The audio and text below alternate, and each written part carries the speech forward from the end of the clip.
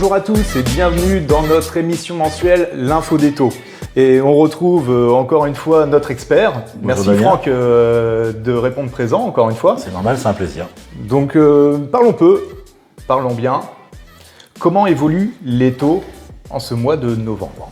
Et comme on l'avait laissé entendre sur octobre, on a une baisse des taux qui s'explique aussi par la préconisation de la BCE, mais surtout par une grosse volonté des partenaires bancaires de terminer leur année, puisque 2024, étant donné la preuve, a été compliquée.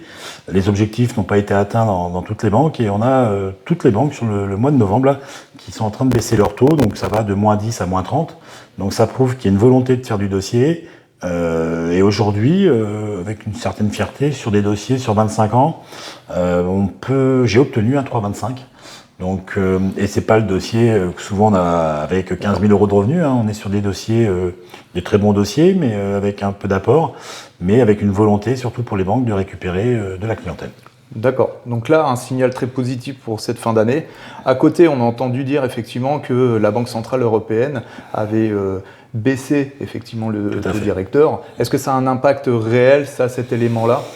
Pour moi, ça a un impact en termes de com, parce que ça fait réagir, et quand la BCE annonce une baisse des taux, on s'annonce que les banques baissent aussi leurs taux, mais sauf que les banques baissent régulièrement leurs taux.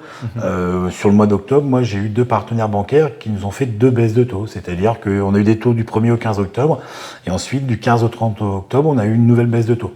Donc ils sont en avance sur ce que préconise la BCE. Ça s'explique surtout par la volonté de faire du crédit et d'avoir de nouveaux clients, parce que c'est ce qui fait vivre les banques, d'avoir du prospect, du nouveau client, pouvoir les accompagner dans les projets, dans l'acquisition de résidence principale. Ok, donc peu d'impact pour ce taux directeur quelque part, mais par contre une tendance qui se confirme, et c'est ça en fait c'est très bon signal. Tout à fait. C'est de se dire que la tendance vers la baisse se confirme encore pour cette fin d'année.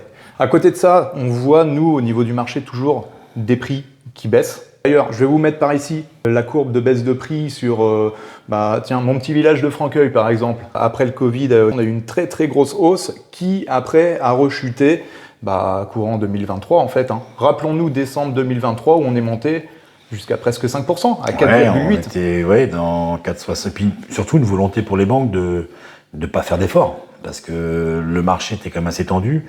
Là, on est quand même sur des dossiers en ce moment entre 3,20 et 3,30, donc ça fait 1,5 de moins à la même période, ce qui est énorme. Tout à fait. Voilà. Donc pour une même période, effectivement, en presque 1 an d'écart, on a à la fois grosse baisse des taux, grosse baisse des prix. Donc quelque part, c'est la fenêtre de tir. Aujourd'hui, on n'a pas notre boule de cristal. De quoi demain sera fait. Historiquement, lorsqu'on a une baisse des taux, dans la continuité, les prix ont tendance à plutôt remonter. Le risque, c'est d'avoir des prix qui vont se stabiliser, voire augmenter après par la suite. Donc, est-ce que c'est la bonne fenêtre de tir aujourd'hui? En ma vision, forcément, c'est oui. À vous de réagir.